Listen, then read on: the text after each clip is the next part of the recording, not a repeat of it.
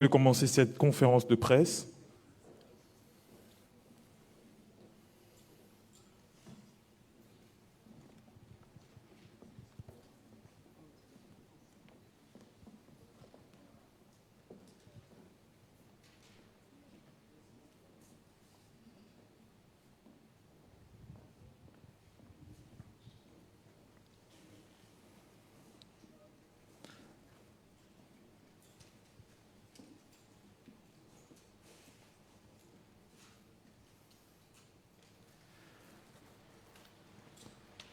Excellences, Madame le Premier ministre, chef du gouvernement, Messieurs et Mesdames les membres du gouvernement, distingués invités en vos rangs, grades et qualités, Mesdames et Messieurs, bonjour et bienvenue à la conférence de presse du gouvernement ce samedi 29 mai 2021. Cette conférence de presse sera ponctuée par la lecture de plusieurs discours de circonstances. En premier lieu, ce sera donc l'intervention pour son mot introductif de Madame le Premier ministre, chef du gouvernement. Ensuite, l'intervention de Monsieur le ministre de la Santé, Dr Guy-Patrick Obiandon, qui fera un point sur la situation épidémiologique au Gabon. Après lui, ce sera Monsieur le ministre de la Défense, Monsieur Michael Moussa Adamou. Ensuite, Monsieur le ministre du Commerce, des petites et moyennes entreprises et de l'Industrie. Après Monsieur le ministre du Commerce, ce sera Monsieur le ministre des Transports, Monsieur Brice Paya. Et Madame le Premier ministre, chef du gouvernement, interviendra pour son mot de fin.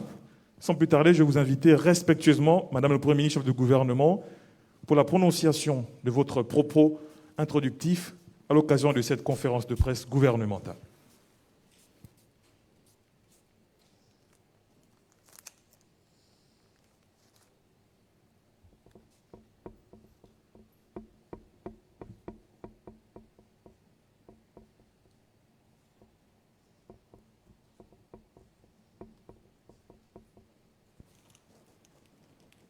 Excellence, Madame Rose Christiane Osukarapanda, Premier ministre, chef du gouvernement.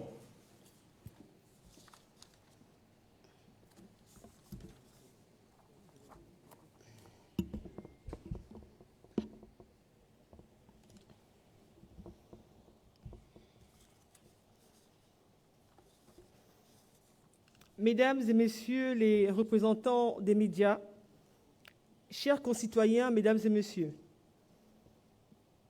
au cours de sa conférence de presse tenue le 12 février 2021, le gouvernement avait annoncé le durcissement de certaines mesures restrictives afin d'endiguer la forte progression de la pandémie qui avait été observée de décembre 2020 à début février 2021. Cette progression était marquée par l'augmentation quotidienne de nouveaux cas de contamination, l'accroissement du nombre de décès et des personnes hospitalisées. L'apparition fulgurante de la deuxième vague de la pandémie, avec ses variants très contagieux et plus nombreux, avait grandement favorisé cette situation.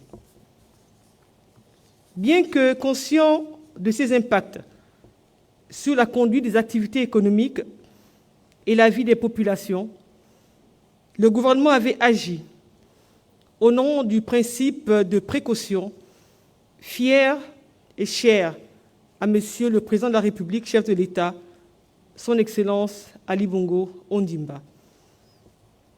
Le chef de l'État avait instruit le gouvernement d'être très attentif à la situation sanitaire et indiqué qu'il aviserait le moment venu en fonction de l'évolution de celle-ci.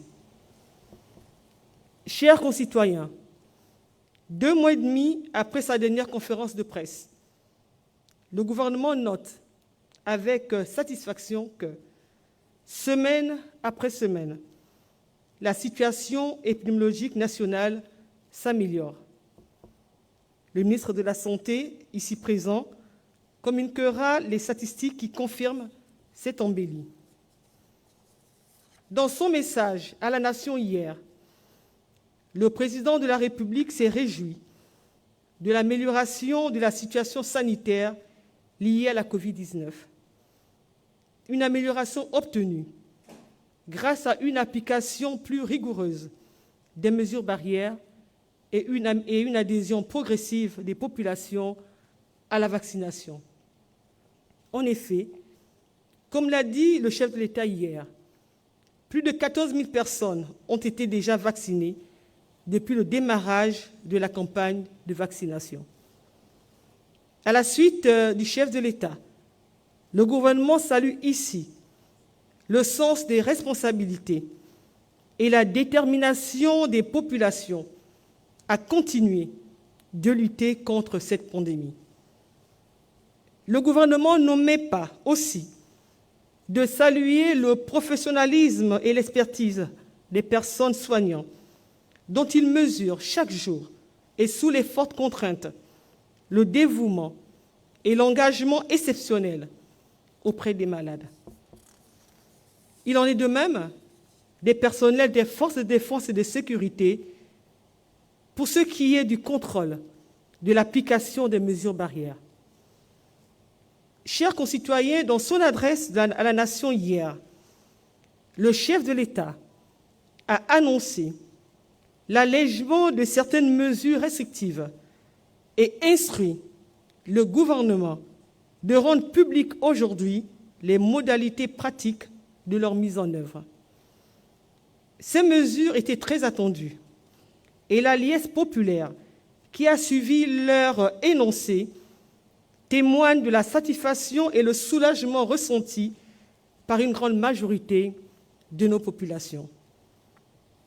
Le gouvernement rappelle néanmoins que les populations ne doivent pas occulter l'importance du principe de précaution, un principe qui commande la mesure et la prudence en pareilles circonstances.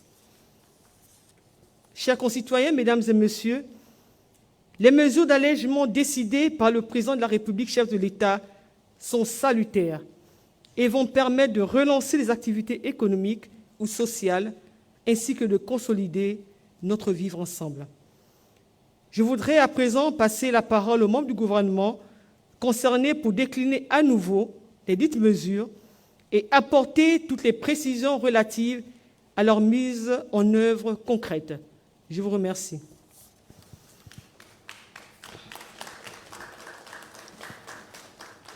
Merci, Excellence, Madame le Premier ministre, chef du gouvernement. À la suite de votre propos introductif, nous suivrons donc l'intervention de Monsieur le ministre de la Santé, Dr Guy-Patrick Obiandong, pour faire le point sur la situation épidémiologique au Gabon.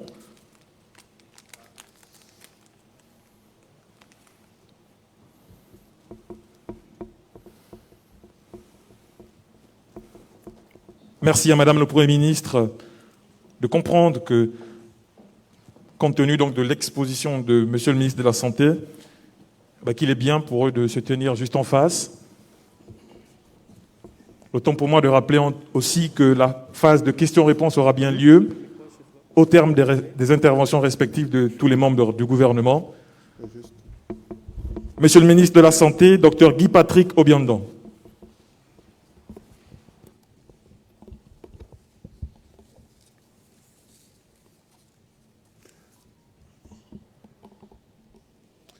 Madame le Premier ministre, Mesdames et Messieurs les membres du gouvernement, Mesdames et Messieurs les représentants des organes de presse, Mesdames et Messieurs, distingués invités, le Premier ministre l'a indiqué dans son propos introductif que le ministre de la Santé fera la présentation de la situation épidémiologique de la pandémie de la Covid-19.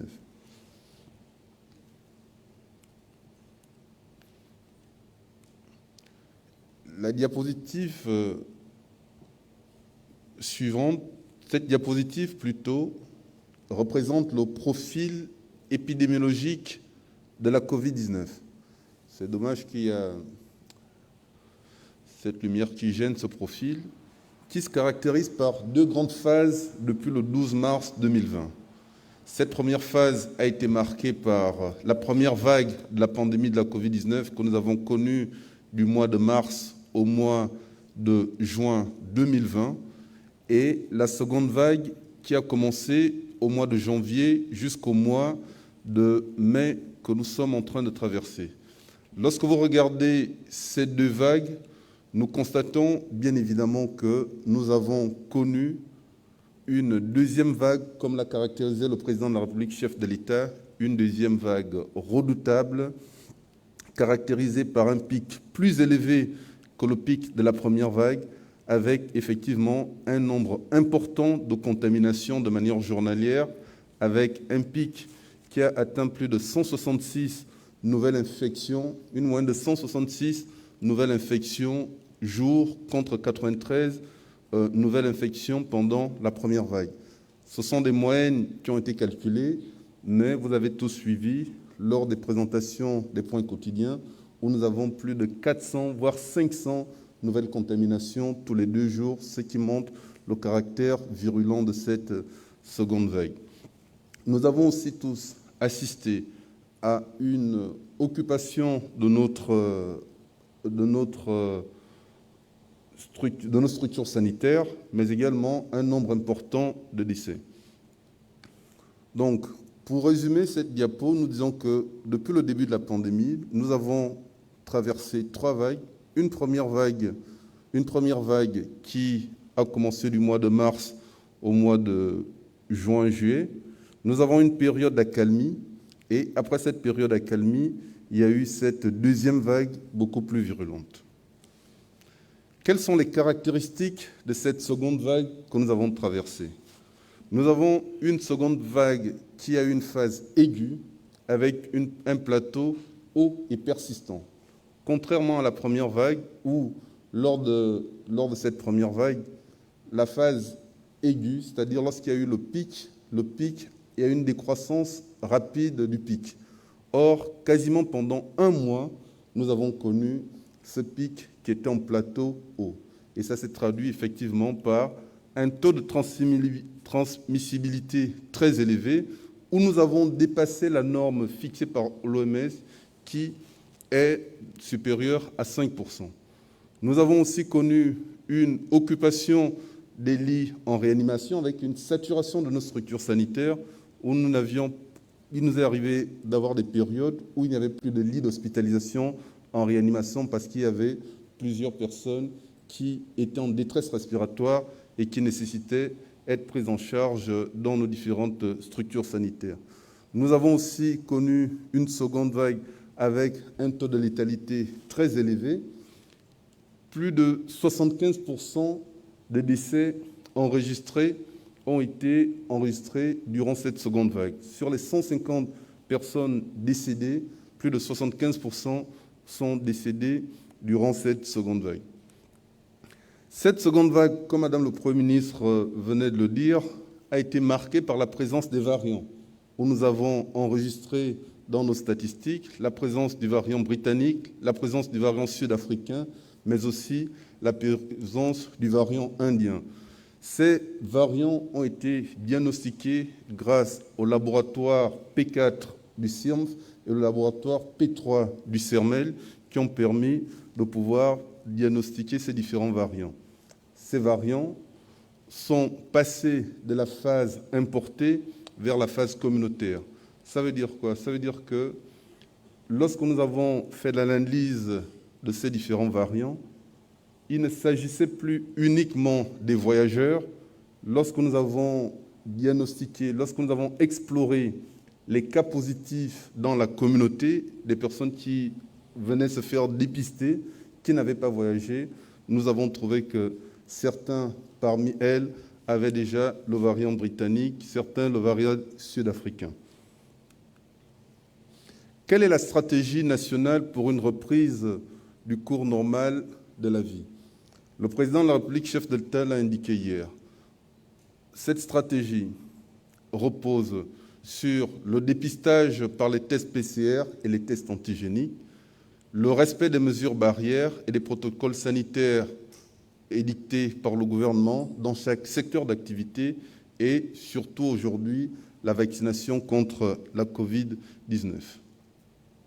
Cette vaccination contre la Covid-19 a pour but de protéger la population contre les formes graves et les décès liés à la Covid-19. Uniquement pour protéger la population contre les formes graves et les décès liés à la Covid-19. Et de réduire voire briser la chaîne de contamination de la Covid-19. Le principe de cette vaccination est basé sur le volontariat, le consentement éclairé et la pharmacovigilance. Quel est le point sur la situation vaccinale le 28 mai? D'abord, il faut préciser que sur les très hautes instructions du président de la République, nous avons procédé à la mise en place des centres de vaccination dans toutes les provinces du Gabon.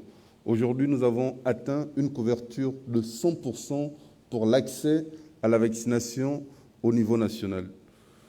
Actuellement, nous avons 14 352 personnes qui ont été vaccinées, qui ont reçu leur première dose, et 8 172 qui ont reçu leur deuxième dose. Toutefois, il est important de préciser qu'il y a 15 074 personnes qui se sont présentées grâce à l'examen, à l'interrogatoire qui est fait à toutes les personnes qui vont se faire vacciner. Nous avons quand même pu avoir sensiblement 700 à 800 personnes qui n'étaient pas éligibles à la vaccination. Ça veut dire qu'il y a un travail qui est fait par le personnel de santé, par les professionnels de santé, par les médecins qui travaillent dans ces centres de vaccination pour pouvoir identifier et définir quelles sont les personnes éligibles et quelles sont les personnes qui ne sont pas éligibles à la vaccination. Sur le plan de la répartition des vaccinés, nous avons plus de 90% des personnes qui sont fait vacciner sont des personnes qui ont moins de 60 ans, ce qui se comprend parce que lorsqu'on regarde la répartition de la population gabonaise, c'est une population qui est jeune, dont la tranche d'âge la plus importante est entre 25 et 55 ans. Donc, ce qui peut expliquer que plus de 60%, 90% des personnes vaccinées ont un âge inférieur à 60 ans. Nous avons par contre constaté que les hommes se vaccinent plus que les femmes. Nous avons, dans notre cohorte, enregistré plus de 79% d'hommes qui se font vacciner et le pourcentage des femmes est actuellement à 21%. Et là aussi, nous continuons à effectuer un travail de sensibilisation.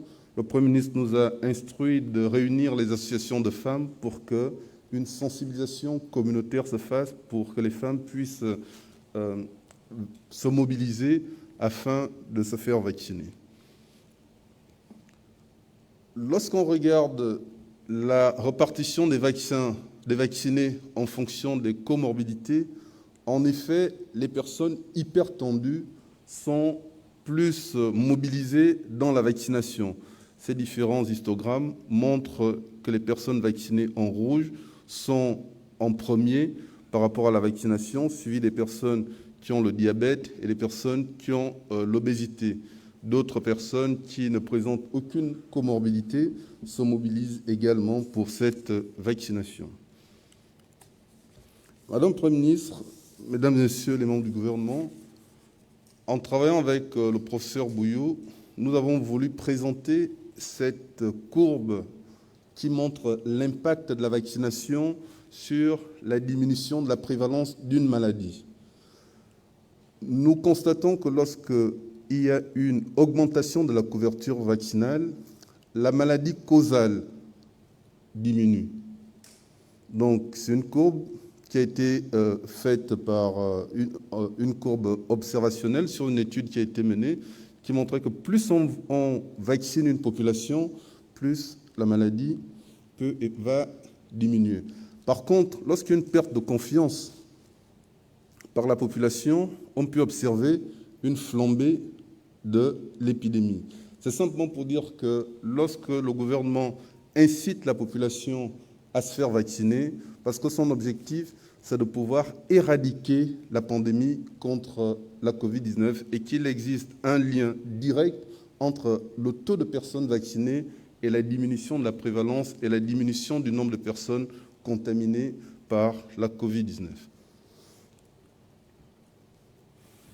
Cette diapo montre effectivement l'impact des campagnes de vaccination sur des maladies qui ont quasiment été éradiquées, en disant que grâce aux campagnes de vaccination effectuées, il y a eu une éradication de la rougeole, de l'hépatite B, de la poliomyélite et de certaines autres maladies telles que l'hépatite B. Une notion importante est à retenir sur cette vaccination. L'immunité totale n'est pas acquise après la première dose de vaccination.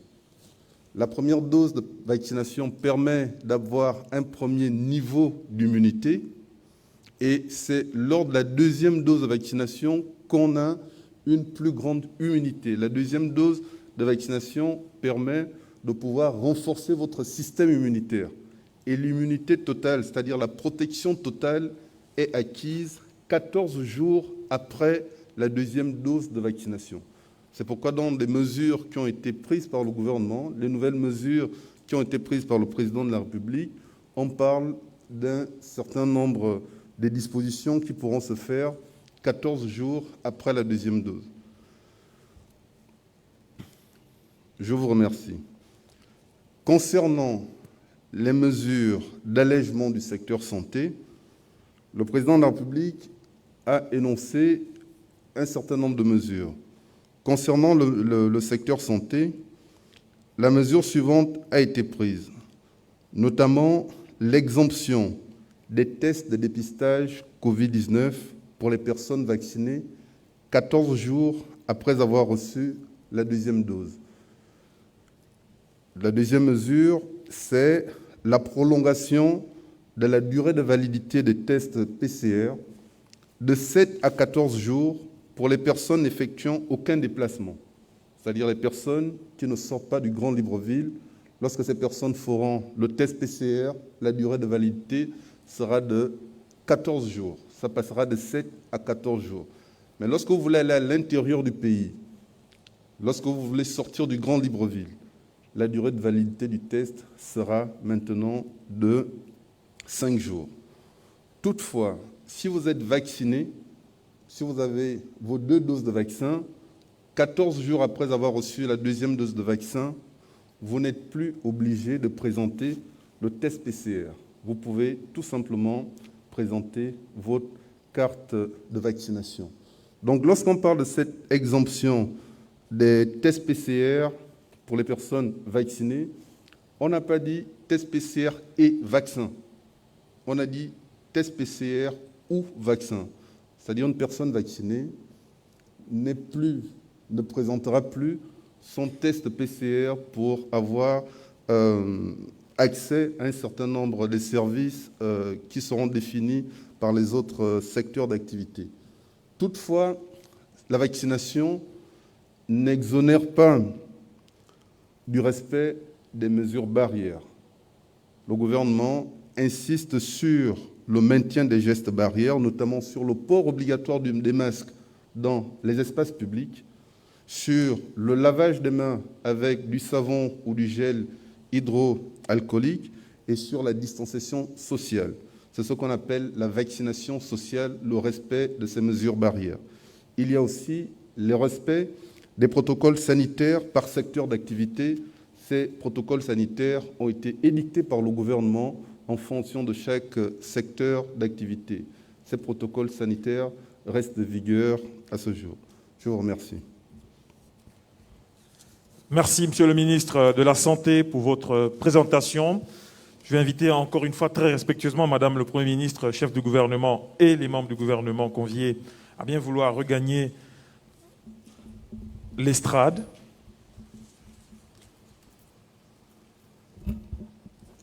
Parce que juste après, ce sera donc l'intervention de Monsieur le ministre de la Défense, Monsieur Michael Moussa Adamou.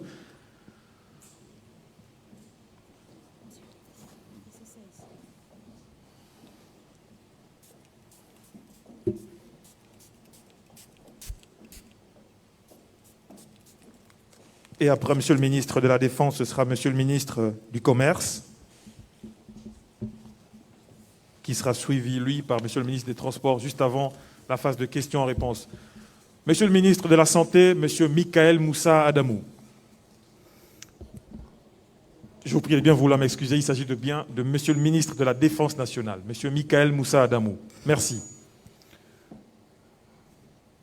À la suite de Madame le Premier ministre, chef du gouvernement, il me plaît de prendre la parole au nom de mon collègue de l'Intérieur et moi-même pour rappeler ici, comme vient de le démontrer le ministre de la Santé, que la tendance baissière observée ces dernières semaines plaide en faveur d'un allègement prudent des mesures prises par le gouvernement depuis le 12 février dernier, consécutivement à la hausse de la courbe des contaminations observées en début janvier 2021. Au nombre des mesures prises dans le cadre de l'état d'urgence sanitaire figuraient certaines restrictions des libertés individuelles et collectives. L'efficacité de ces mesures avait valu à notre pays les félicitations de la communauté internationale, indépendamment du malaise ressenti par les populations dans l'articulation de leur quotidien. Malheureusement, cela ne nous a pas évité d'être secoués par une seconde vague. Celle-ci, plus meurtrière et dont les conséquences ont été accentuées par le relâchement général des populations par rapport aux mesures édictées par le gouvernement. Grâce à la détermination du président de la République, chef de l'État, qui a instruit le gouvernement à maintenir le cap des mesures de lutte et de riposte contre la pandémie, on peut se réjouir aujourd'hui de ce que les résultats obtenus sont très encourageants. C'est donc dans cette optique qu'est rendu nécessaire l'allègement des mesures ci-dessus énumérées suite aux instructions de son Excellence, Monsieur le Président de la République, chef de l'État, chef suprême des forces de sécurité et de défense. Pour ce qui est du volet sécuritaire, le couvre-feu est décalé de 3 heures et passe désormais de 21h à 5h du matin dès ce soir. Les personnes vaccinées ne sont pas assujetties au couvre-feu.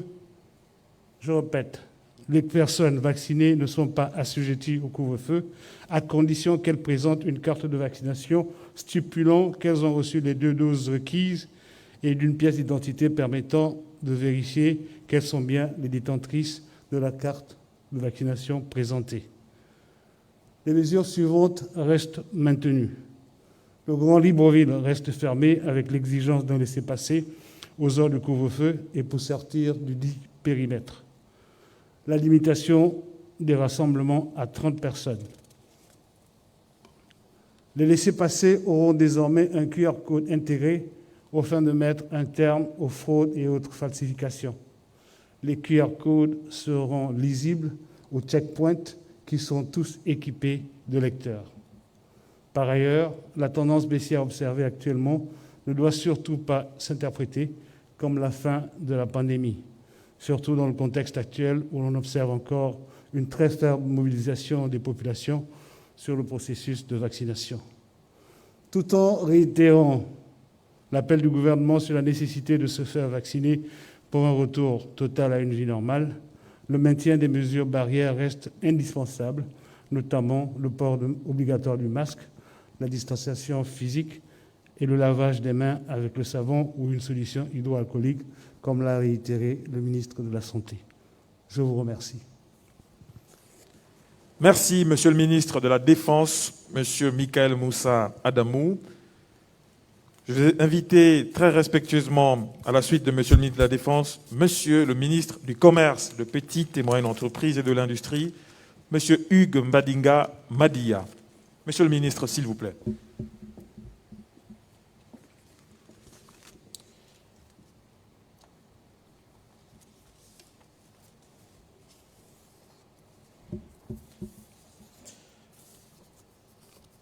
Excellences, Madame le Premier ministre, Mesdames et Messieurs les membres du gouvernement, Mesdames et Messieurs de la presse, dans son adresse à la nation du 28 mai 2021, le président de la République, chef de l'État, son Excellence Ali Bongo Ondimba, a instruit le gouvernement de mettre en œuvre un certain nombre de mesures qui entrent dans le cadre d'un plan d'assouplissement progressif des restrictions édictées dans le cadre de la lutte sanitaire contre la Covid-19.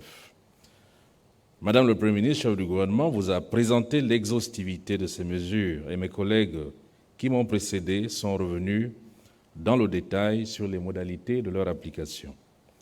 Dans ce même élan, je vais m'atteler à vous présenter les conditions d'application de 2 mesures prises par le président de la République, chef de l'État, et qui relèvent des compétences du département dont j'ai la charge. Il s'agit de l'ouverture des bars et des nouvelles conditions édictées à l'exercice de la restauration, mais aussi de la mesure concernant la mise en quarantaine des passagers internationaux.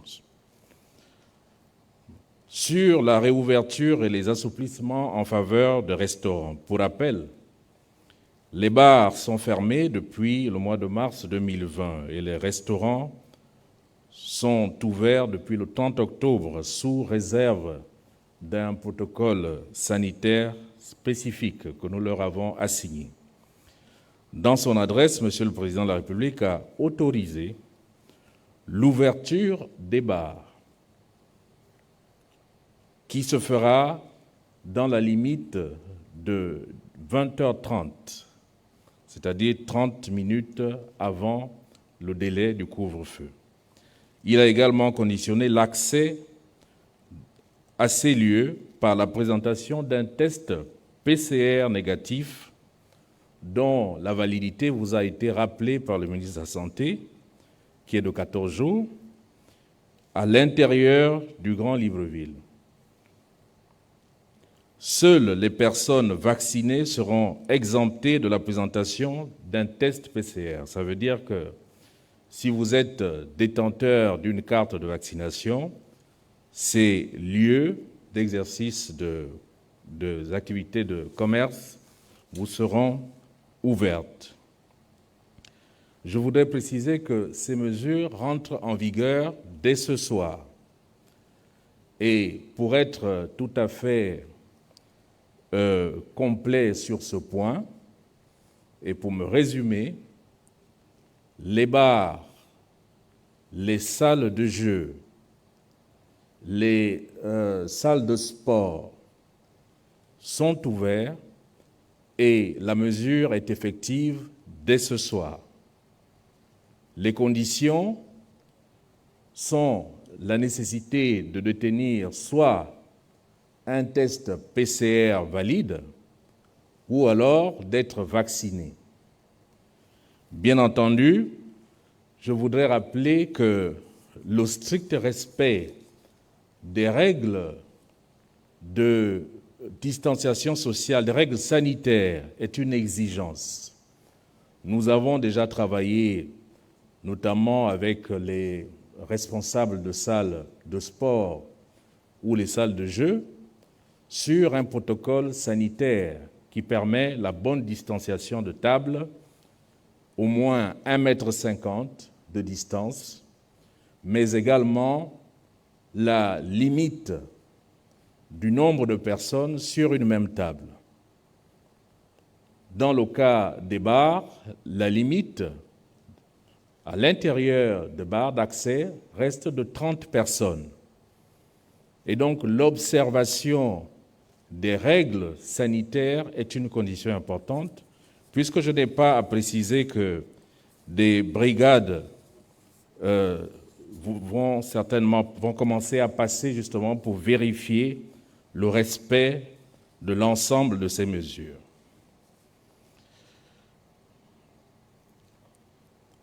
Pour ce qui concerne la mise en quarantaine des passagers internationaux, je voudrais dire que la mise en œuvre de cette mesure se fera en étroite collaboration avec mes collègues en charge de la santé, du transport, du tourisme. Comme l'a annoncé Monsieur le Président de la République dans son importante allocution à la Nation, cette mesure concernera les passagers internationaux qui arrivent dans notre pays, gabonais ou non, tous ceux qui arrivent par les vols internationaux. Donc cette mesure les concerne tous. Ces derniers seront soumis à l'obligation d'un test PCR et à une quarantaine de 24 heures dans les structures hôtelières. Le chef de l'État a fixé, pour rappel, le début de cette mesure au 15 juin 2021. L'élaboration d'un cadre juridique et réglementaire s'articulant autour d'un projet d'arrêté ainsi qu'un cahier de charges à l'endroit des hôteliers qui prendront part à ce programme est effective. Ces textes sont prêts après avoir fait l'objet de l'examen dans le cadre d'un comité technique mis en place à cet effet. Le cahier de charges a fait l'objet de diffusion aux professionnels de l'hôtellerie, regroupés essentiellement au sein du Club Tourisme de Libreville. Je tiens néanmoins à préciser que cette offre s'adresse à tous les hôteliers du Grand Libreville, sous réserve du respect du protocole conçu à cet effet, lequel protocole sera largement diffusé, rendu public, sur les supports de communication du gouvernement, notamment ceux du ministère du Commerce et du ministère du Tourisme, particulièrement l'Agatour. Donc, tous les hôtels sont invités à participer à ce programme de quarantaine. La seule exigence, c'est le cahier de charges qui leur est transmis et leur capacité à respecter ce cahier de charges. Nous avons, dans le cadre de cette mesure, mis en place une plateforme de réservation de chambres en ligne. Cette plateforme communicative devra fournir aux voyageurs une information exhaustive sur l'offre hôtelière disponible. Cette plateforme mettra en relation les voyageurs, les hôteliers et le centre Gaouma pour le suivi de l'état des voyageurs et la délivrance de leurs tests au bout de 24 heures, soit par mail ou par SMS ou WhatsApp. Les voyageurs qui auront malheureusement été diagnostiqués positifs seront pris en charge dans les structures dédiées de l'État. Je voudrais, pour terminer sur ce point, rappeler que dans une logique de dialogue permanent avec les professionnels, mes collègues et moi rencontrerons la semaine prochaine les hôteliers ainsi que les experts du transport pour expliquer une fois de plus le mécanisme. Mon collègue des transports reviendra dans les détails sur les questions liées à ses compétences. Je ne terminerai pas mon propos sans lancer une adresse aux commerçants, aux industriels, restaurateurs, artisans, tous ceux qui exercent une activité économique. Restons vigilants. Les gestes barrières doivent, plus que par le passé, être de mise. Faites-vous vacciner, ainsi que vos collaborateurs. Nous n'avons pas d'autre choix si nous voulons parvenir à une vie normale. Telle est, Excellence, Madame le Premier ministre, Mesdames et Messieurs les ministres, chers collègues, Mesdames et Messieurs de la presse, l'essentiel de la communication que je me devais de porter à votre attention et à celle de nos compatriotes. Je vous remercie.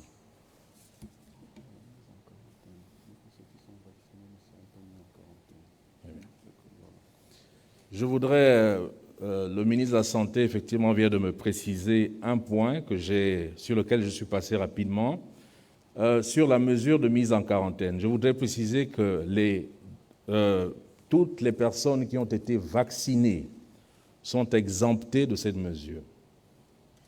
Merci pour votre attention. Merci, Monsieur le ministre du Commerce, des petites et moyennes entreprises et de l'Industrie, Monsieur Hugues Mbadiga Madia. Juste avant la phase de questions-réponses, donc je vais inviter pour la fin des prononciations des discours séquentiels, Monsieur le ministre des Transports, Monsieur Brice Constant Paya, s'il vous plaît, Monsieur le ministre.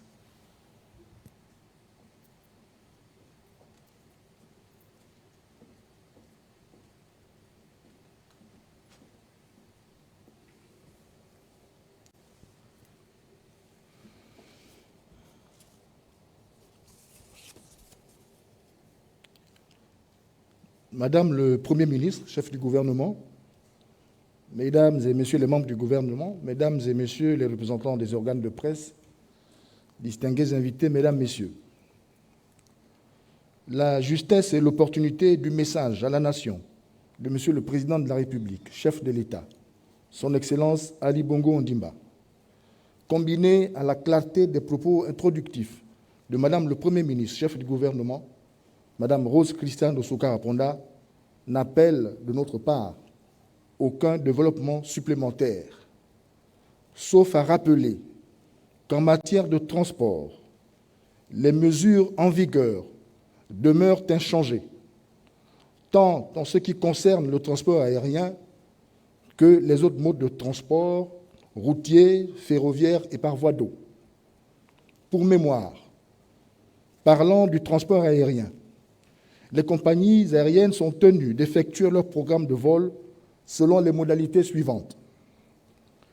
Les vols internationaux pour les compagnies aériennes étrangères sont maintenus à 2 fréquences par semaine et par compagnie. Les vols internationaux effectués par les compagnies nationales sont fixés à 2 fréquences par semaine, par destination et par compagnie. Les vols de transport de fret, ainsi que les vols domestiques de passagers, sont autorisés sans limitation de fréquence. En ce qui concerne les transports urbains et suburbains, le chargement des passagers est limité comme suit. Toujours pour mémoire, 9 passagers maximum dans les taxibus de 18 places, plus le chauffeur. 3 passagers maximum dans les taxis et les clandos, plus le chauffeur. 16 passagers pour les autobus de 30 places, plus le chauffeur. Les chauffeurs sont tenus de faire respecter les mesures barrières, de porter un masque et d'être en possession des produits désinfectants. Chaque client doit porter un masque et se désinfecter les mains avant d'entrer à bord des taxis. Dans le cas des transports ferroviaires et par voie d'eau ou routiers interurbains, les passagers sont tenus de respecter toutes les mesures de prévention contre la Covid-19, notamment présenter la preuve de leur négativité au test PCR d'une validité de 5 jours, porter un masque, présenter une température corporelle normale, respecter la distanciation physique. Je précise pour le transport interurbain que les personnes, les chauffeurs vaccinés, donc ayant subi leur 2e dose de vaccin, peuvent circuler sans l'obligation de la présentation de leur test PCR. Je vous remercie. Merci, Monsieur le ministre des Transports, Monsieur Brice Constant Paya. Voilà, Excellence, Madame le Premier ministre, nous sommes arrivés au terme de ce qui vient d'être nommé ici la fin de la première partie de notre activité. Nous allons passer donc à la seconde, qui est la phase de questions-réponses. Comme précédemment, au cours de nos précédentes conférences de presse, des ambassadeurs ont été désignés pour présenter donc les questions de l'ensemble de la presse nationale et internationale. Ces derniers vont donc tour à tour vous les poser, vous les membres du gouvernement, ainsi que vous, Madame le Premier ministre, peut-être. Je vais inviter ceux qui m'accompagnent de bien vouloir m'aider à passer le micro tour à tour à nos ambassadeurs, s'il vous plaît, et demander aussi au régisseur de lumière de bien vouloir nous les remettre, s'il vous plaît. Vous connaissez le principe, messieurs et dames de la presse, vous vous présentez et vous posez votre question de façon assez succincte, s'il vous plaît. Bonjour, mesdames et messieurs, Madame le Premier ministre. Merci de me donner cette parole. Je suis Charles Stibibalou du journal La Calotte, ambassadeur pour le compte du ministère de Transport. Je vais faire une attention, mais je vais parler en langue vernaculaire parce que la question m'a été posée en langue vernaculaire. Je m'adresse directement au ministre Brice Constant Paya. Amwan, Chamboul Mabey, Lolia Dol Kandebe. Dol Kandebe, Bessia, Utso, Mbungu Ibo, Matamulundu Nato, Mwanda, Amil Kalikumi, Anum Sakabun, Mabedmo Maranga, Yana Mbungu Ibo, Matakembo, Kuna Namelen, Mushika, Mukama, Yana Sakabun Mwan. Yana Kalabesu, Kumatsenga Malendeti, Chamblukan Mupen. Loluya wala malel nanyanya oti batu bangishi pombo utombungu bana Ani bakum babusa mbongu ina vulanga badol kabakuna. Ani karikale besu lolota mwana tela amika chawu kalbi yababe banzoku bakamu chamangundu. Pardon, désolé de vous interrompre. Non, j'en viens. Elle est assez longue parce que vous devez aussi traduire la question en français. Mais justement, je suis en train de traduire maintenant la question. Le principe était que vous soyez succinct afin de donner la possibilité à tout le monde de prendre la parole. Je vous en prie, s'il vous plaît, pouvez-vous passer à la traduction en français afin que le ministre puisse répondre? Parce que je pense que vous avez plusieurs questions, s'il vous plaît. Non, c'est une question. S'il vous plaît, la traduction maintenant, je vous en prie. Madame le Premier ministre, messieurs les membres du gouvernement, monsieur le Premier ministre, monsieur le ministre du Transport, la situation est grave. Le chef de l'État vient d'apaiser tout dans son discours et nous sommes contents. Nous sommes contents, mais malheureusement, le prix du transport a flambé. Le transport entre Lastourville et Mwanda est à 10 000. Auparavant, il était à 5 000. Comment faire? C'était ça, succinctement, la première question. La deuxième question, elle dit ceci. Vous avez pris beaucoup de temps, s'il vous plaît. Combien de temps encore la gratuité du transport pendant cette période? C'est-à-dire que le transport interurbain dans le Grand Libreville. Voilà les questions que j'avais pour le ministère du Transport. Merci pour votre très belle intervention. On poursuit avec un autre ambassadeur, je pense celui qui a été désigné au compte des questions liées à la santé. Vous vous présentez et ensuite votre question, s'il vous plaît. Hans Ndomé-Balé du quotidien L'Union. Mes questions à l'endroit du ministre de la Santé, Dr Guy Patrick Obiandon. Le vaccin étant pour l'instant le seul moyen pour retrouver une vie normale, on pourrait s'attendre éventuellement d'ici les tout prochains jours à une ruée vers les sites de vaccination. Sommes-nous suffisamment équipés, sachant qu'on ne dispose pour le moment que 400 000 doses de vaccins? Qu'en est-il des 2 millions de vaccins russes et où en sommes-nous avec l'initiative COVAX? La vaccination a été déclarée non obligatoire. Or, si la levée des restrictions ne concerne que les personnes vaccinées, n'est-ce pas là une manière détournée de la rendre obligatoire? Une question de Randy Louba du journal La Loupe. Monsieur le ministre de la Santé, puisqu'il faut désormais avoir un carnet de vaccination, à défaut d'avoir un test PCR pour accéder à certains endroits, qu'est-ce qui justifierait l'authenticité de ces carnets de vaccination, vu qu'avec les tests PCR, on avait enregistré des cas de faux tests? Ne doit-on pas s'attendre à la même situation? Une question de Lordi Noyan de TV Régional. Monsieur le ministre, lors de l'une de vos conférences de presse, vous avez affirmé ceci: le vaccin ne protège pas contre la Covid-19, il aide plutôt à réduire les formes graves de la maladie. Pourquoi alors l'imposer indirectement aux populations, vu qu'il ne protège pas la personne vaccinée? Toujours Lordi Noyan de TV Régional. Enfin, monsieur le ministre, une question d'Armel Bissi du groupe Laloé. Pourquoi maintenir le principe de volontariat en ce qui concerne le vaccin si la vaccination s'impose avec acuité pour un retour à la vie normale? Je vous remercie. C'est moi qui vous remercie. On poursuit avec le prochain ambassadeur, s'il vous plaît. Le principe est le même, présentation et intervention assez succincte. Vous vous levez, s'il vous plaît.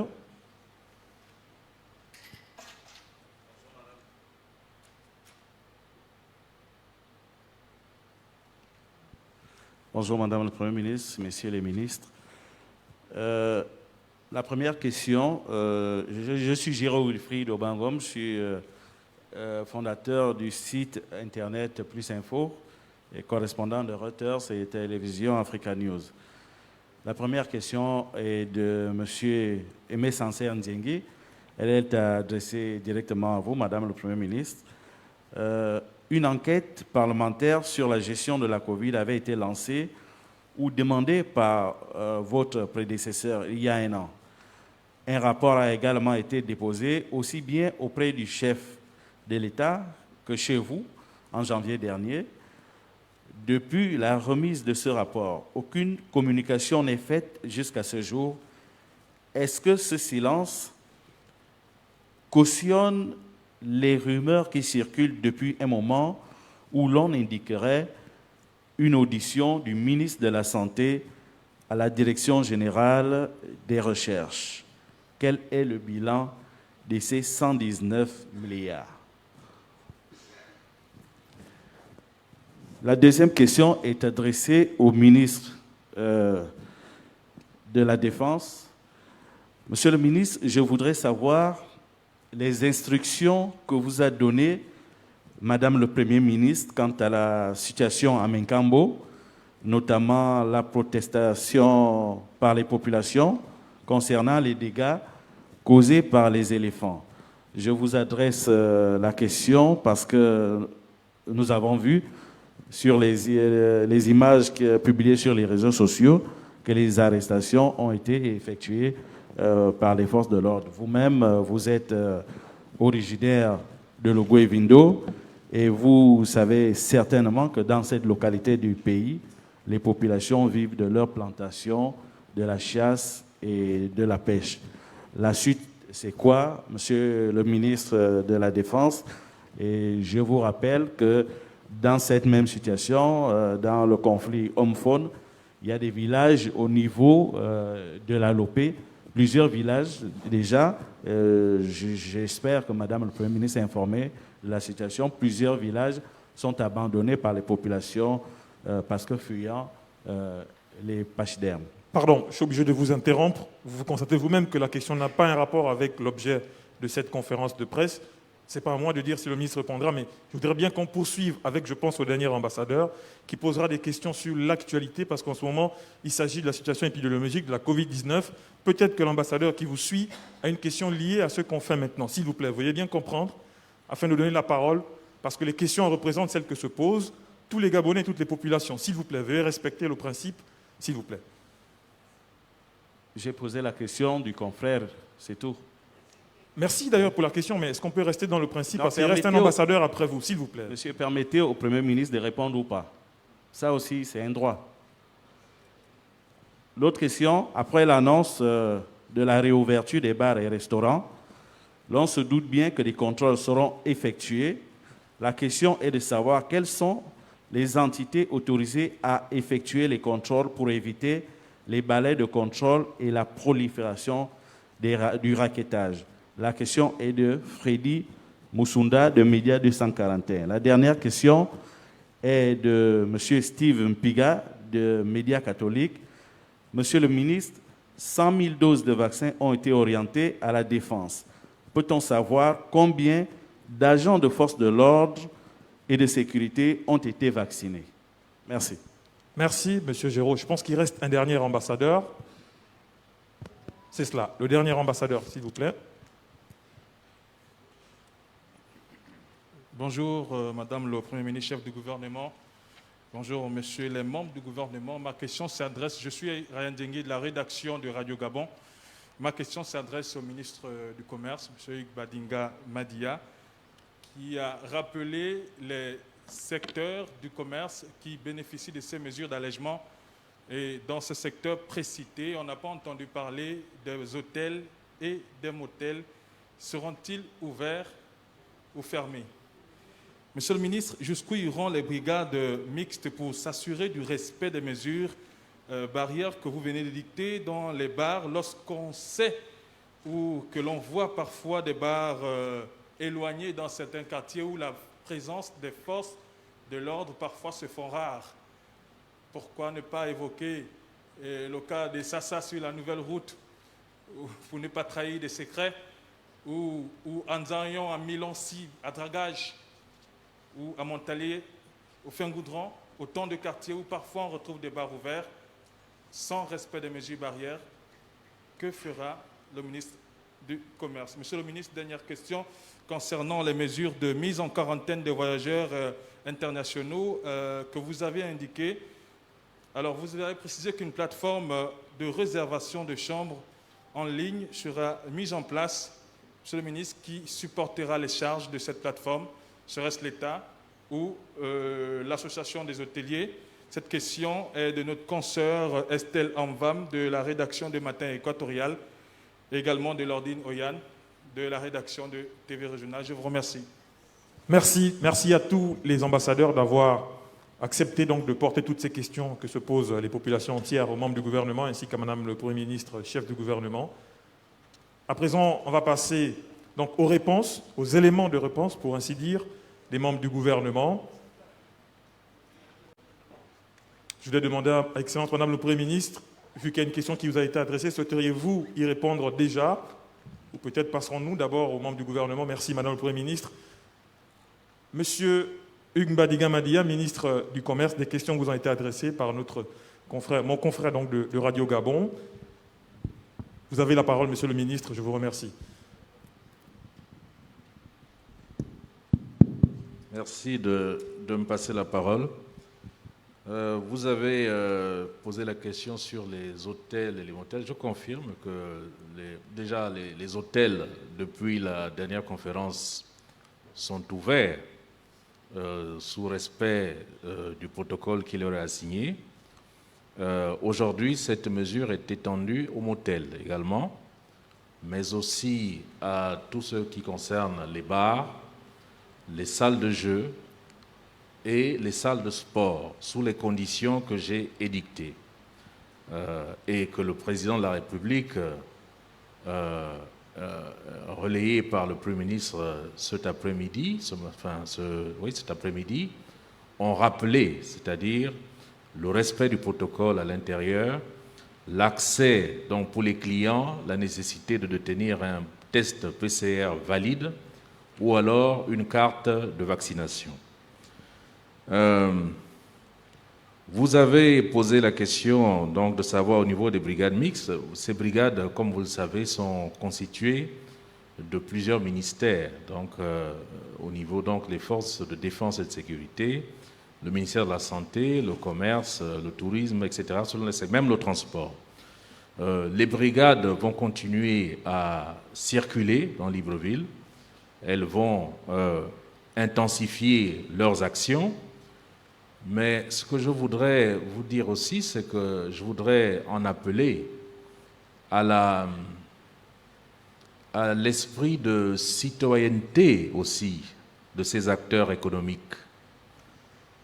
Vous avez vu que le ministre de la Santé a clairement présenté le lien entre l'évolution de la pandémie et les différents rythmes de desserrement.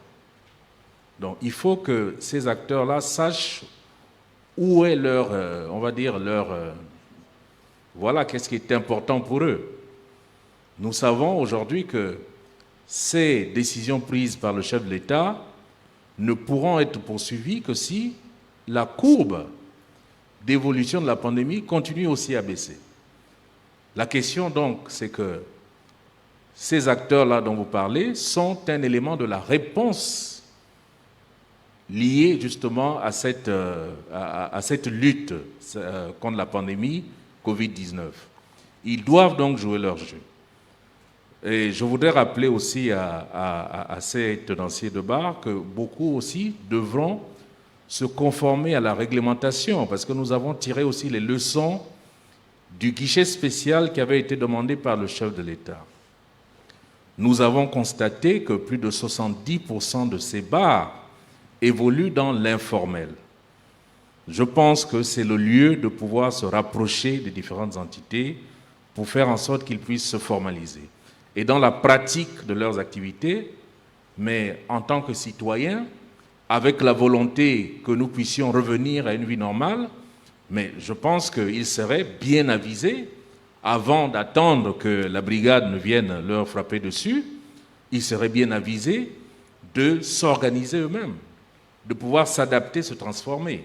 C'est ce à quoi je les invite, mais je réitère que les brigades vont s'intensifier, les contrôles des brigades vont s'intensifier et ils feront justement avec les moyens dont ils disposent. Sur la question de la mise en quarantaine, la plateforme a été mise en place grâce au concours d'une PME gabonaise, de jeunes Gabonais qui ont réussi à mettre en place cette plateforme. Elle a fait l'objet de toutes les règles nécessaires de passation justement de marché. Et le financement de cette plateforme a été et pris en charge par l'État. Donc les hôteliers ne perdront rien là-dedans. Au contraire, cette mesure de quarantaine, à notre avis, est quelque chose qui devrait aussi apporter un plus, un baume dans leur activité et doper un tout petit peu l'activité, mais pourvu qu'ils soient tous capables de respecter le cahier de charges que nous leur donnons. Donc voilà ce que je peux vous apporter comme élément de réponse à ce stade. Merci beaucoup. Merci, Monsieur le ministre du Commerce, des petites et moyennes entreprises et de l'Industrie. Monsieur le ministre de la Défense nationale, souhaiteriez-vous répondre à la question qui vous a été posée sur la situation de Mékambo? Vous avez le choix. Merci, Monsieur le ministre. Bonjour, merci pour l'intérêt que vous portez au ministère de la Défense. Pour ce qui concerne Mékambo, je ne pense pas que ce soit le thème de la conférence de presse. Je ne peux répondre à cette question que sous l'autorisation de Madame le Premier ministre. Mais tout ce que je peux vous dire, juste globalement, c'est que les instructions que Madame le ministre d'État, ministre en charge de relations avec le Parlement, et moi-même avons reçues de Madame le Premier ministre, c'était de nous rendre à Mékambo au fin de restaurer l'autorité de l'État, amener le calme et amener l'ordre public, ce qui a été fait. La situation à Mékambo est complexe. Il ne s'agit pas seulement du conflit homme-faune, qui est un conflit national, qui se retrouve un peu sur toute l'étendue de notre territoire. Mais la situation de Mékambo est particulière, je ne voudrais pas m'étaler là-dessus. Le calme était revenu, nous y sommes toujours, et quand j'aurai l'autorisation de Madame le Premier ministre, nous pourrons avoir une conférence de presse sur cette situation. Merci pour cet intérêt. La deuxième question qui concerne la défense était celle par rapport aux 100 000 doses de vaccins reçues par les forces de sécurité et de défense. Nous avons effectivement reçu 100 000 doses de vaccins. C'est une quantité suffisante qui nous permettra de vacciner toutes nos forces et les familles, y compris les forces de police nationale. Vous savez bien que l'armée, les forces de sécurité répondent à une certaine discipline. Il était question de mettre en place un plan de vaccination, ce qui a été fait. Nous attendions le plan national. Le ministre de la Santé a fait le tour du pays. La procédure est qu'à chaque fois qu'il est passé quelque part, il y a eu une quantité de doses, un certain nombre de doses qui ont été mises à la disposition de forces de sécurité et de défense. Beaucoup déjà à Libreville se sont fait vacciner, y compris moi-même. Beaucoup ont déjà reçu les 2 doses. D'autres ont reçu la première dose. Nous ne pouvons pas, au regard du caractère des forces armées et des forces de sécurité et de défense, nous ne pouvons pas vous donner le nombre exact. Mais je vous rassure et je vous assure qu'il y a un plan global de vaccination des forces qui est suivi. À la différence de la population globale, de la population générale, pour les forces de sécurité et de défense qui sont une priorité comme les personnels de santé, pour les forces de sécurité et de défense, c'est obligatoire, ce n'est pas un choix pour défendre la nation. Voilà ce que je tenais à dire sur la vaccination des forces de sécurité et de défense. Je vous remercie. Merci, Monsieur le ministre de la Défense. Monsieur le ministre de la Santé, les questions vous ont été posées. Vous allez apporter des éléments de réponse. En attendant, je voulais me permettre de demander à la régie Lumière de nous remettre, s'il vous plaît, ici la lumière, parce qu'on est suivi en direct sur beaucoup de chaînes de télévision. Pour permettre aux téléspectateurs de bien pouvoir nous voir, s'il vous plaît. Monsieur le ministre de la Santé, merci. Merci, je voudrais vous remercier pour toutes les questions posées afin de nous permettre de mieux édifier la population sur quelques préoccupations. Effectivement, le gouvernement dispose aujourd'hui de 400 000 doses de vaccins. Ce sont des vaccins Sinopharm. Posons-nous la question déjà de la vitesse d'utilisation de ces 400 000 doses avant de se dire qu'il y aura pénurie de ces doses. Nous disposons aujourd'hui de 400 000 doses qui nous permet de vacciner 200 000 personnes, ce qui représentera sensiblement 10% de la population gabonaise. Donc, aussi, dans l'atteinte de notre objectif, qui est de vacciner plus de 50% de la population, nous avons aujourd'hui, si vous interrogez le site COVAX, vous verrez que le Gabon est dans la 4e phase des pays qui bénéficieront des vaccins COVAX. Et cette 4e phase prendrait effet à partir du mois de juillet, où COVAX, à partir du mois de juillet, va procéder à la livraison des nouveaux vaccins. Et sur cette 4e phase, nous attendons 890 000 doses de vaccins dans le cadre de l'initiative COVAX. Sur instruction de Madame le Premier ministre, nous intensifions les négociations avec l'initiative de l'Union africaine pour pouvoir aussi bénéficier des vaccins dans ce sens. Pour ce qui est du vaccin Sputnik, nous avons été saisis par Sputnik qui nous disait qu'ils ont eu des capacités de production en grande quantité de la commande de 2 millions de doses de vaccins qui a été faite par le gouvernement gabonais. Néanmoins, dans les toutes prochaines semaines, nous recevrons les 10 000 premières doses que Sputnik pourra mettre à nos dispositions. Les commandes ont été faites, les commandes ont déjà été payées, donc nous attendons tout simplement que les fournisseurs puissent procéder à la livraison des vaccins conformément au protocole d'accord. Et pour la vaccination obligatoire, non, la vaccination n'est pas obligatoire. La vaccination est vivement recommandée à la population. Quel est l'objectif de toutes les mesures de riposte qui ont été prises? L'objectif, c'est de protéger la population. L'objectif est de protéger les personnes les plus vulnérables. Or, sur le plan scientifique, lorsqu'une personne est vaccinée, cette personne est protégée. Cette personne développe une réponse immunitaire qui lui permet de mieux résister à la Covid-19. Et c'est pourquoi le gouvernement a pris la décision de pouvoir faire en sorte qu'une personne vaccinée, est une personne protégée, une personne vaccinée est une personne moins contagieuse, c'est-à-dire que lorsque vous avez reçu vos 2 doses de vaccin, avec un bon système immunitaire, le taux de contaminer l'autre devient très faible. Et une personne vaccinée, certes, une personne vaccinée peut être contaminée, ça, c'est ce que j'ai dit, et c'est ce qui est prouvé scientifiquement, que lorsqu'on est vacciné, on n'est pas complètement protégé d'une autre contamination de la Covid-19.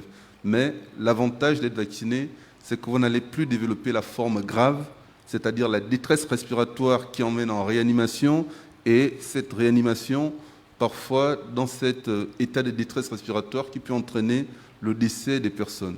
Donc c'est pourquoi nous encourageons, nous recommandons vivement à la population de se faire vacciner. Le vaccin n'est pas obligatoire, le vaccin il est volontaire. Le vaccin il est volontaire et le gouvernement estime qu'une personne qui est bien vaccinée, c'est une personne protégée et qui peut donc reprendre un certain nombre d'activités aussi bien essentielles que non essentielles parce qu'elle n'est plus véritablement vulnérable face à la Covid-19. Toutes les personnes qui se sont faites vacciner dans les centres de vaccination, il leur a été dit que ce sont des carnets de vaccination provisoires parce qu'une solution est en train d'être faite, en train d'être mise en place et cette solution sera disponible dans les tout prochains jours pour donner des cartes de vaccination sécurisées avec QR code. Donc, toutes les personnes qui s'agitent en disant qu'ils vont, au niveau de la gare routière, produire les cartes de vaccination vont rapidement déchanter parce qu'il y a une solution beaucoup plus sécurisée qui permettra, avec QR code, s'assurer de l'authenticité de la carte vaccinale qui a été mise en place. Et les cartes de vaccination provisoire ne seront pas dans les prochains jours éligibles lors des contrôles, aussi bien les contrôles au niveau des checkpoints que pour les voyages hors du Grand Libreville ou des voyages internationaux. C'est pour vous rassurer que le gouvernement est en train de mettre en place ce dispositif. S'agissant de la question sur mes propos ou lors d'une de mes conférences où j'ai dit le vaccin ne protège pas, non, je ne peux pas dire que je ne peux pas me déjuger en disant que le vaccin ne protège pas.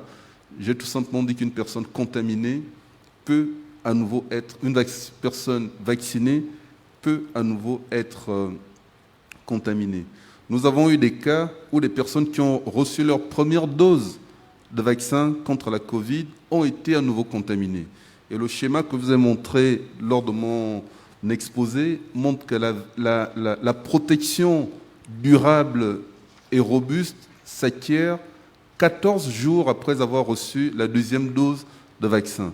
Donc, c'est pour dire que on n'impose pas le vaccin, on veut tout simplement rester dans cette dynamique de protéger la population afin de reprendre le cours normal de la vie. C'est vraiment ça l'objectif du gouvernement. Nous n'imposons rien. Nous n'avons, le gouvernement ne dit pas que toute personne qui n'est pas vaccinée n'a pas droit à telle chose ou telle chose et telle chose. Ce n'est pas ce que le gouvernement dit. Le gouvernement recommande la vaccination. Par contre, le gouvernement dit si il y a des personnes qui sont réfractaires à la vaccination, il y a des tests PCR qui sont là. Ces tests PCR peuvent se poursuivre. Pour ceux qui ne se déplacent pas, leur durée de validité a été prolongée de 7 à 14 jours. Et pour ceux qui sortent du Grand Libreville, qui vont à l'intérieur du pays, la durée de validation est aujourd'hui de 5 jours. Donc la population a le libre choix face aux mesures qui ont été mises en place par le gouvernement. Je vous remercie. Merci, Monsieur le ministre de la Santé, Dr Guy Patrick Obiandon.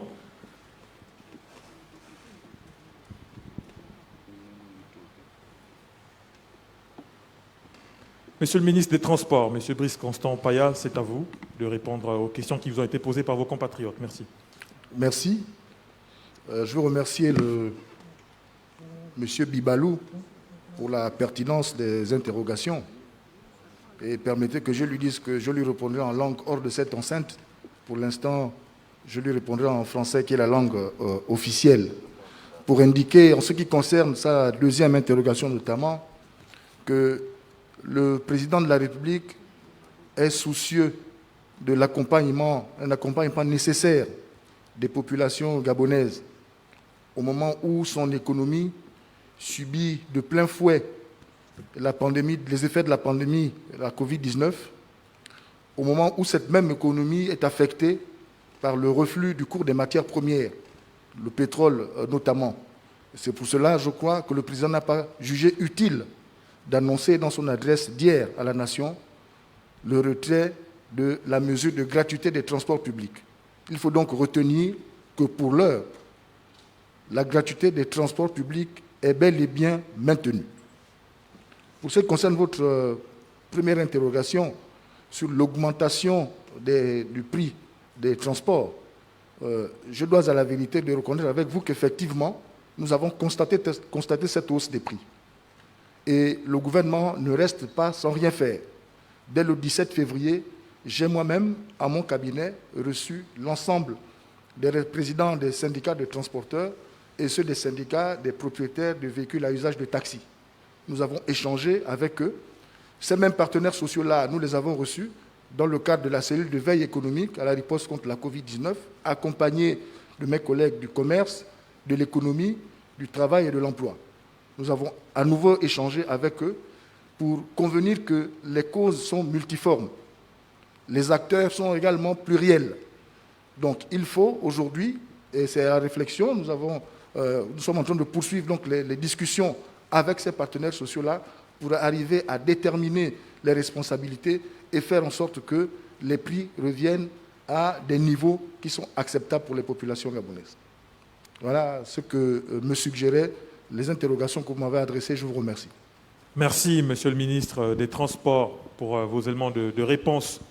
Voilà, Madame le Premier ministre, chef du gouvernement, nous sommes arrivés donc à la fin de cette série de questions-réponses. Encore une fois, je vais vous inviter très respectueusement à prononcer donc votre discours de fin. Merci. Excellence, Madame le Premier ministre, chef du gouvernement, Madame Rose Christiane Soukaraponda. Je voudrais d'abord rassurer les uns et les autres, surtout la conscience collective, et tout particulièrement à l'ambassadeur porteur de la question relative à la gestion de la Covid-19. Pour vous dire que la gestion de la Covid-19, dans son volet financier, ne souffre pas d'orthodoxie financière. Le chef de l'État instruit le gouvernement, grâce aux outils qui ont été créé par décret présidentiel, notamment l'autorité de vérification et d'audit. Il y a quelques années déjà, la commission chargée de l'enrichissement illicite et de la lutte contre la corruption a été créée et existe toujours.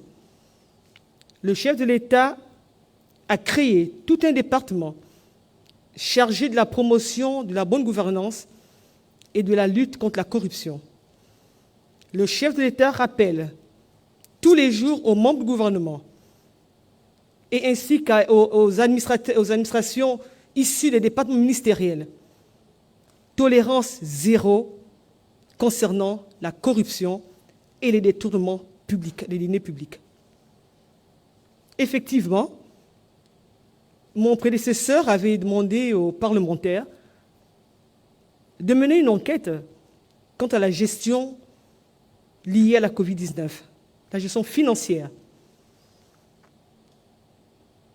Compte tenu de la séparation des pouvoirs entre l'exécutif et le législatif, il revient à l'Assemblée nationale de déposer ou d'interpeller le gouvernement quant aux conclusions issues de cette enquête parlementaire. Donc je laisse la paternité au porteur de la question posée ici par son ambassadeur de se référer à l'Assemblée nationale à l'effet justement d'avoir peut-être les aspects conclusifs de cette enquête parlementaire. Mais rassurez-vous, les détournements des deniers publics sont punis et tout gestionnaire voulant détourner, quand c'est connu et que les preuves sont avérées, sont immédiatement traduits devant la justice et les tribunaux. La corruption également, et nous comptons sur vous les médias, de dénoncer tout aspect de corruption. C'est très important. Donc je puis rassurer le porteur de la question lue par l'ambassadeur que le gouvernement ne peut pas être silencieux. Et rassurez-vous, si ce silence était avéré, le gouvernement serait interpellé par l'Assemblée nationale. Aussi, je tiens à remercier tous les ambassadeurs porteurs des questions de leurs collègues, des questions et des précisions très importantes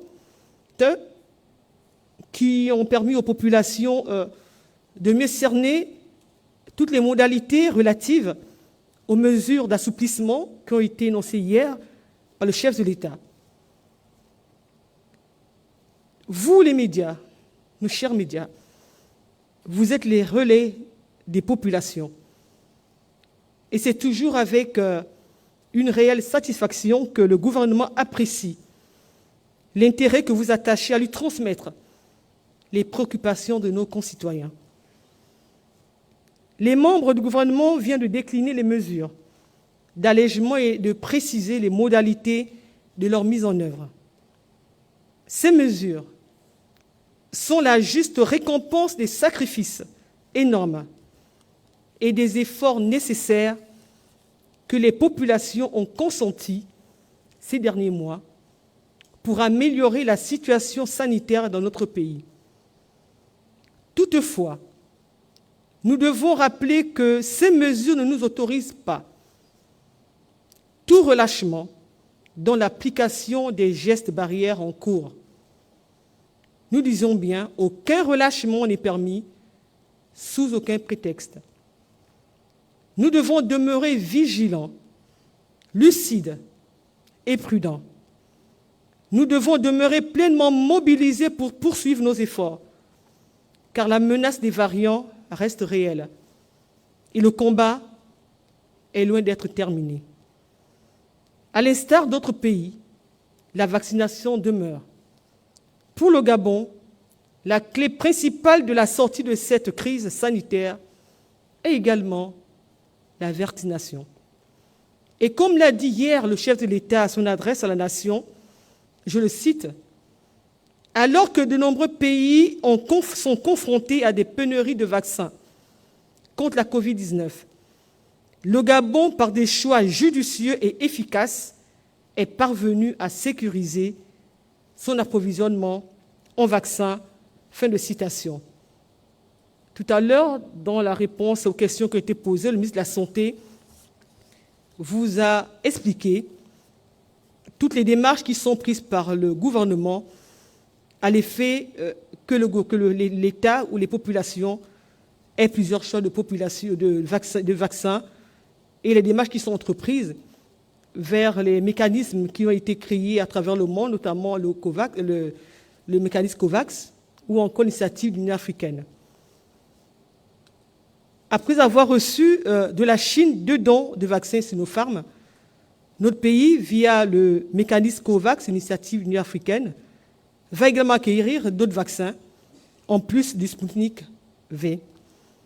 Le gouvernement entend ainsi mettre à disposition des populations une offre diversifiée des vaccins, tous efficaces.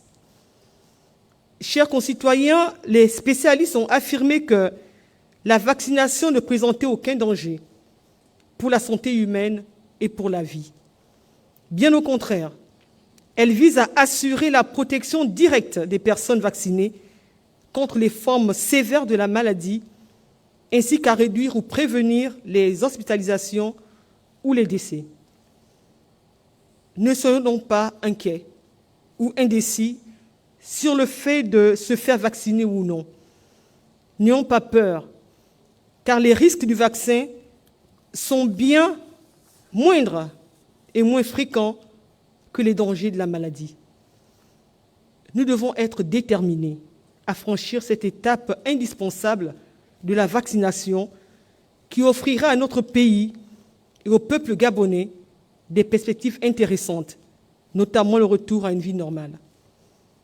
Par ailleurs, le gouvernement rappelle que la vaccination ne signifie pas la fin des mesures sanitaires en vigueur.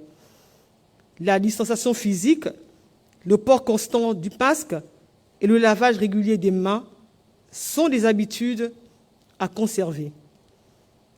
Comme l'a indiqué le chef de l'État, les personnes vaccinées sont exemptées de certaines restrictions. Alors, vaccinons-nous tous, même si le vaccin est volontaire. Cela pour bénéficier aussi de ces exemptions et accélérer la levée progressive des autres restrictions.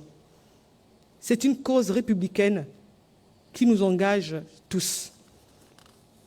Chers concitoyens, mesdames et messieurs les responsables des médias, le président de la République, chef de l'État, son Excellence Ali Bongo Ondimba, sait compter sur la solidarité collective, sur le sens des responsabilités et sur l'esprit républicain de chacune et de chacun d'entre nous.